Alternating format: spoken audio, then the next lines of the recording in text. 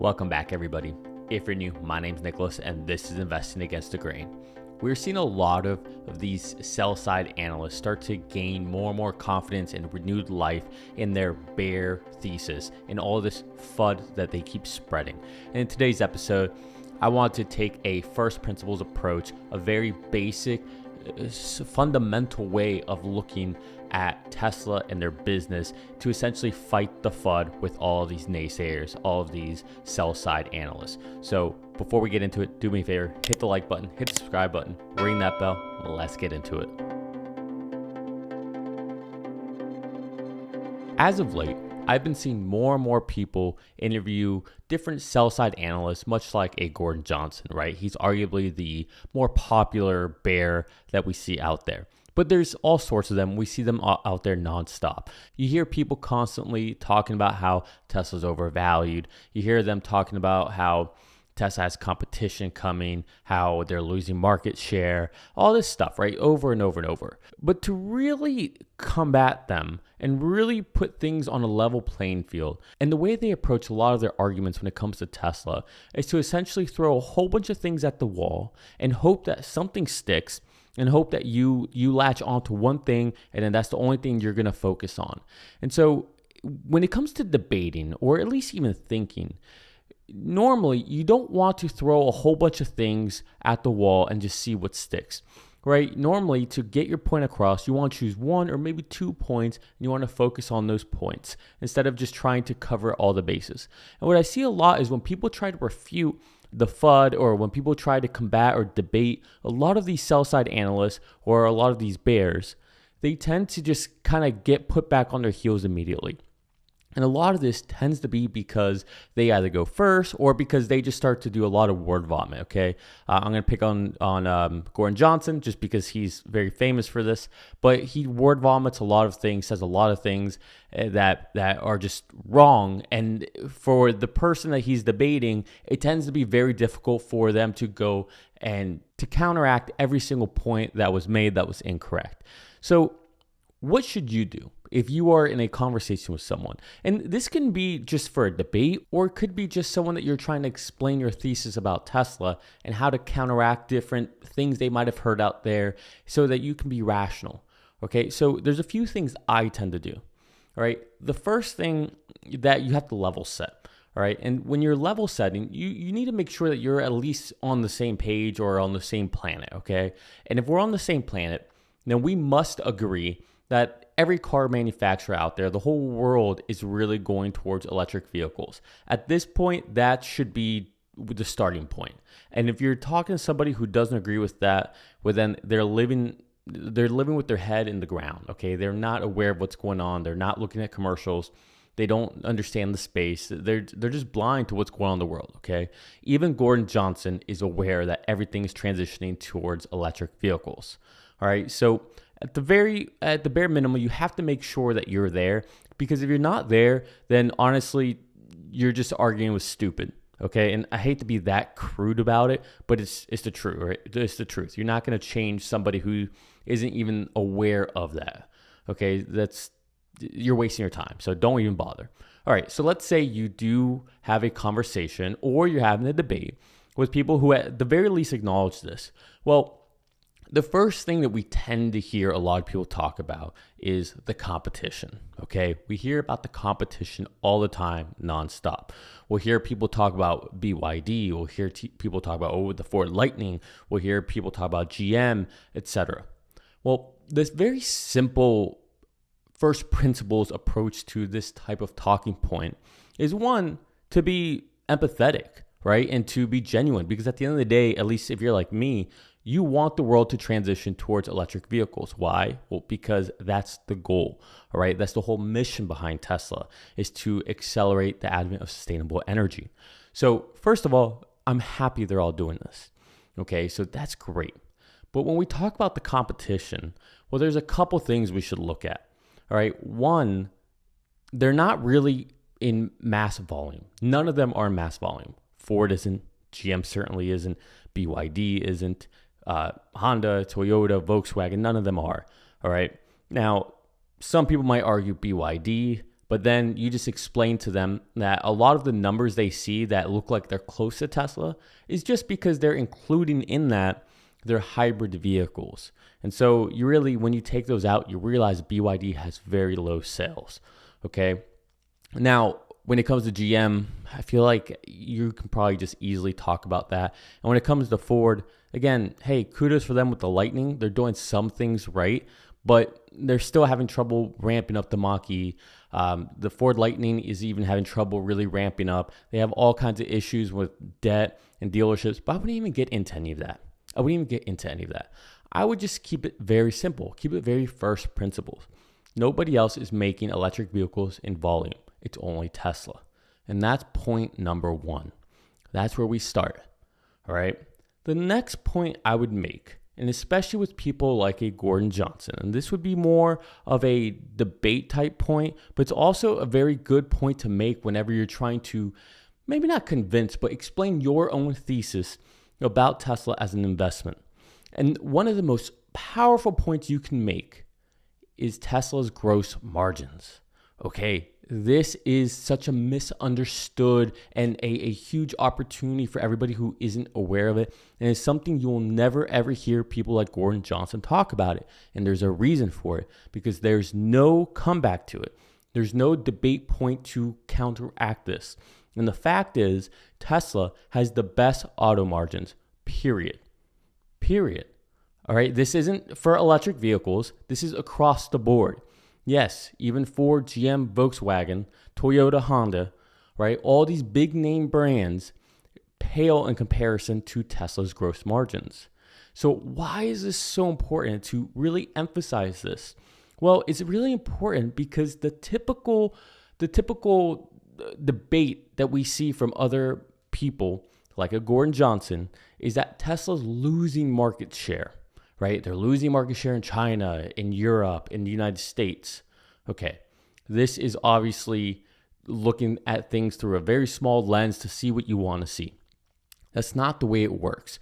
The way it works is there's one auto market, right? Automotive market. And if you look at it, Tesla's growing share over and over and over, year over year, month over month. It's growing.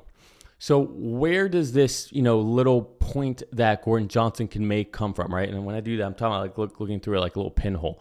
Well, the point that Gordon Johnson's making is that if you look at the share of electric vehicles, forget the automotive market, just electric vehicles, and you were to have a pizza pie of it, right? Initially, Tesla had that entire pizza pie, okay? It was all Tesla. But then, hey, here comes Joe Schmo. Maybe it's Volkswagen, maybe it's BYD, maybe it's some other company. They decide, hey, we're going to start making electric vehicles. Well, now Tesla was the only one eating from this pizza pie, and now here comes someone else eating from it. Even if they only make one electric vehicle, guess what? Tesla lost market share. That's the way it works. So that's why this is a horrible metric to go about it when you're looking at how Tesla's doing in relation to everybody else. Because inevitably, as more people come into the electric field or in the electric vehicle market, of course, Tesla's going to lose market share. Even if it's only one vehicle, Tesla loses market share because of that. As more companies enter this market, it's inevitable, okay? It's just the way the math works. But that doesn't mean Tesla's actually losing market share. It's just from the electric vehicle perspective. So that's just kind of a false flag that they tend to do. And so then you just hear people saying, so the competition's coming. And so this is normally where I revert back to the gross margins, okay? And the point I try to make is that even if the next company, let's say Volkswagen, let's take Volkswagen, we'll pick on them for a second. If Volkswagen could somehow make the exact same amount of vehicles Tesla makes, let's say Tesla makes 1.5 million vehicles this year, electric vehicles for Tesla, obviously, because that's all they make. But let's say Volkswagen can match that. Let's say Volkswagen can make 1.5 million electric vehicles this year as well. Just looking at that, which one's the better investment? Which company is going to make the most amount of profit? Well, it's very easy. Tesla will make anywhere from 5 to 6 times the amount of profit than Volkswagen. Well, why is that? Well, it goes back to the gross margins. So in other words, You have companies like GM, Ford, Volkswagen, on and on and on. They need to make 5 to 6x the amount of vehicles just to keep up with Tesla. All right, that is why the gross margins are so powerful. In fact, not only can none of these other automakers meet this type of gross margins with their internal combustion engine vehicles, but their ICE or their electric vehicles are not profitable. According to a report that I saw, and I wish I could link it, I just can't remember it, there's no other automaker other than Tesla that sells electric vehicles profitably. Now, the Lightning might, but we don't really know a lot of the details about it. But even BYD, when you take away the credits that the Chinese government gives them, they are selling at a loss. This is a big deal. This shows how much power, pricing power that Tesla has. And it really goes to show you what Tesla was doing over this last decade when nobody wanted to get into this. And it was only Tesla. Okay, so now let's go back to when people talk about the valuation. All right, people talk about, oh, well, Tesla only sold 1 million vehicles last year. Okay, well, that's true. But here's the question. If Ford or GM have to sell 5 to 6 vehicles to make the same amount of profit that Tesla makes with one vehicle, that's essentially the equivalent of Tesla selling 5 to 6 million vehicles in comparison to them. So let's just talk about that for a second. Let's think about that. So Tesla only sold 1 million, but their profits were essentially more than, or the equivalent of GM and Ford combined, and they sold millions and millions of vehicles. So when you think about the value, the market value for Tesla, okay, everyone always talks about how they're overvalued, but here's the truth. Tesla is the leader in this new vertical, in the electric vehicle movement. It's a movement, okay? This is like when we went from horses to internal combustion engine vehicles. It's like the Industrial Revolution. It's like when we went from flip phones to iPhones, all right? It's like when we went from having CD players, Walkman, MP3 players to streaming services, right? This is a drastic change, all right? And you can argue that can be the biggest change that we've ever seen. So Tesla is not only leading the way and have the first mover advantage, they're the only ones doing it profitably, and they're only ones that seem to be able to do it at scale. Not to mention all the supply chains they've already locked up with all of the minerals that they need, all the metals for batteries, right? So I wouldn't even go too deep into that. So Tesla has the commanding lead on this. And just when you think, okay, this is the next revolution, what everybody really seems to be missing is what the next revolution really is, and it's happening right before our eyes. Okay, this is literally like watching Tesla back in 2017, 2016, when you could have been investing in them before all this amazingness happened with Tesla. And not to say it's not going to continue with the automotive side, but there's yet another S-curve that is just beginning. What's that? It's autonomous vehicles. If you have not been watching the 10.69 videos, they are mind-blowing. Are they perfect? No, they're not perfect just yet, but they are as close as we've ever seen. They're getting very close. I barely see any I actually have hardly seen any disengagements from anybody other than Chuck Cook. I saw him do 2 disengagements today for the first time in any of the 69 release videos that I've seen out of everybody. Okay, that's the first ones I've seen. So I haven't tested it just yet. I'm hoping that I'll be able to test it soon in the coming weeks, hopefully before I go off to Greece at the end of the month. But it looks very promising. Everybody seems to be very confident in this build. And now it seems more clear than ever that Elon may be 100% right about being able to go to wide release by the end of the year. So why is this important? Well, if you think about it, if this is the next dawn, if this is the next transition to a better, more grandiose technology, well, then what happens with everybody else who's still so far behind? They haven't even figured out the electric vehicle part of it.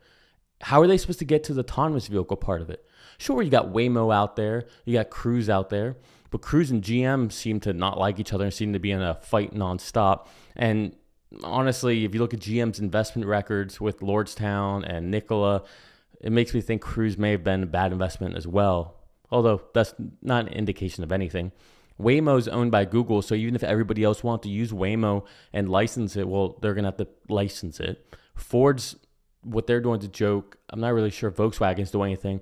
BMW, I was just watching the Sandy Munro. It's it's child's play compared to Tesla.